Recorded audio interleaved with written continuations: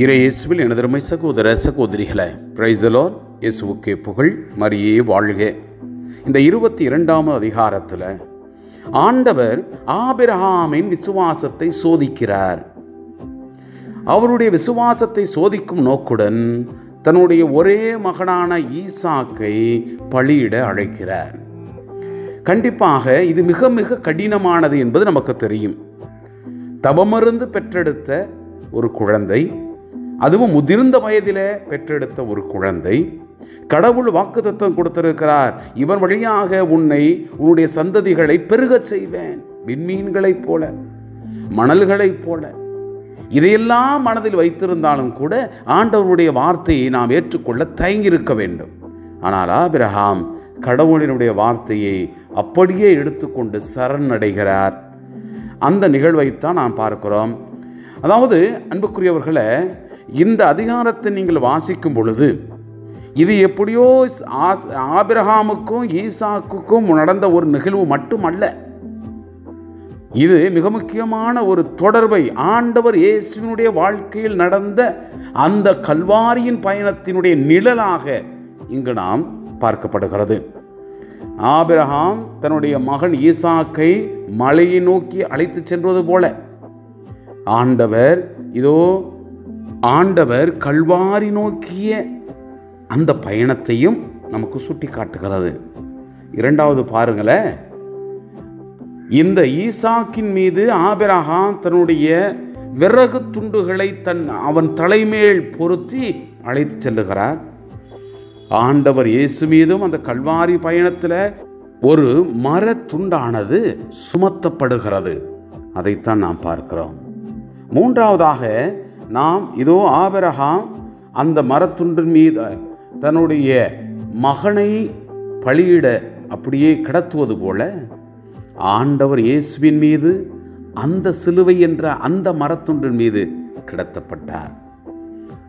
அதே நேரத்தில் இங்கு பார்க்கிறோம், நான்காவது, ஆபிரகாம் தன்னுடைய மகனை பலியிட ஓங்கும் பொழுது ஆண்டவர் அதை தடுத்தாட்கொள்கிறார். அங்கு ஒரு ஆட்டுக்கிடாயை காண்பிக்கிறார். அது முட்களுக்கு மத்தியிலே மாட்டியிருப்பதை பார்க்கிறார். அதை பிடித்து அங்கு அவர் பலியிடுகிறார்.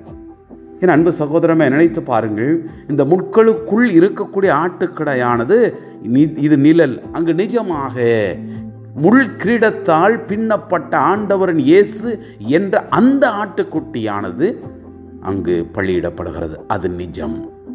அப்படி ஆண்டவரின் இயேசுவினுடைய வாழ்க்கையை சிந்திக்க அழைப்பதும் இந்த அதிகாரம்தான். நினைத்து பார்ப்போமே, இந்த அதிகாரத்தில் நம்முடைய விசுவாசத்தை கொஞ்சம் தட்டி பார்ப்போமே.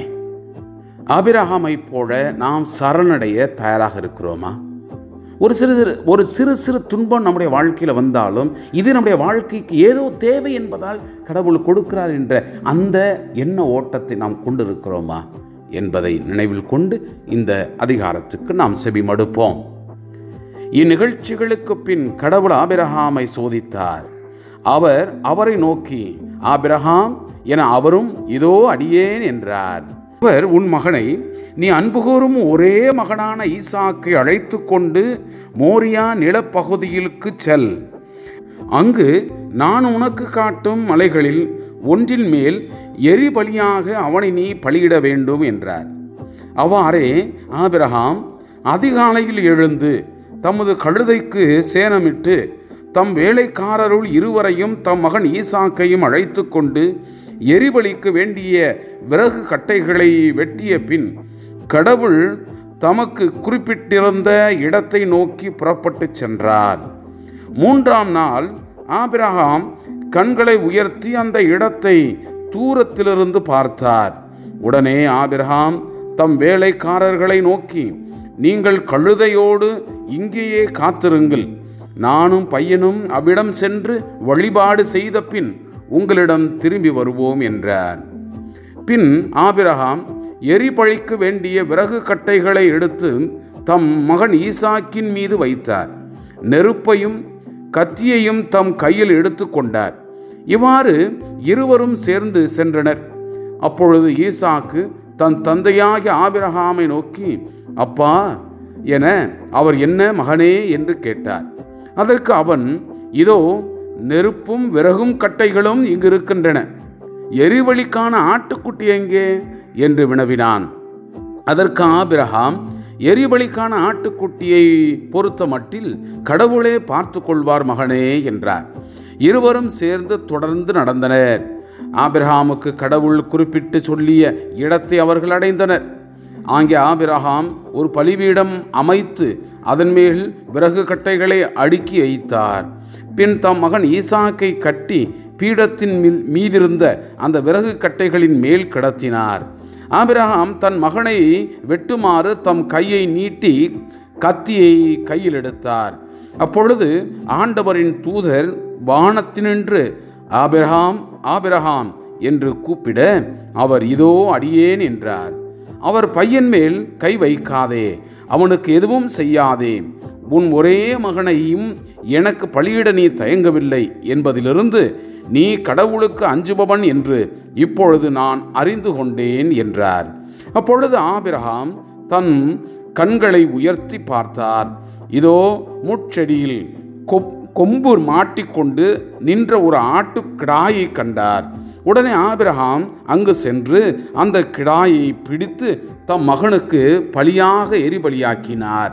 எனவே ஆபிரகாம் அந்த இடத்திற்கு யவேயிரே என்று பெயரிட்டார்.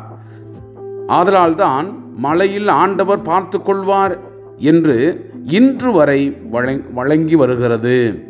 ஆண்டவரின் தூதர் ஆபிரகாமை வானத்தினின்று மீண்டும் அழைத்து ஆண்டவர் கூறுவது இதுவே, நான் என் மீது ஆணையிட்டு கூறுகிறேன், உன் ஒரே மகனை எனக்கு பலியிட தயங்காமல் நீ இவ்வாறு செய்தாய். ஆதலால் நான் உன் மீது உண்மையாகவே ஆசி பொழிந்து விண்மீன்களைப் போலவும் கடற்கரை மணலைப் போலவும் உன் வழிமரபை பழுகி பெருகச் செய்வேன். உன் வழிமரபினர் தம் பகைவர்களின் வாயிலை உரிமையாக்கிக் கொள்வர்.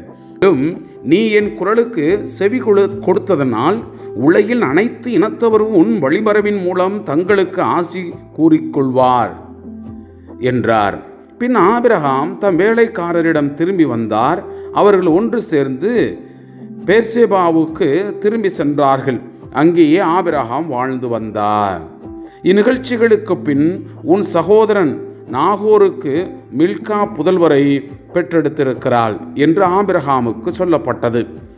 மூத்த மகன் ஊசு, அவன் தம்பி பூசு, ஆராமின் தந்தையான கெமுவேல், கெசேத்து, ஆசோ, பில்தாசு, இதிலாபு,